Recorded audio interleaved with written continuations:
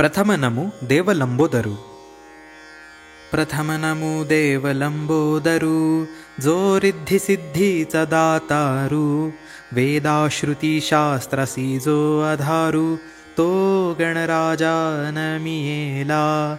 रंगी उभी सारजाघन, पुस्तक वीणा करी घेऊन.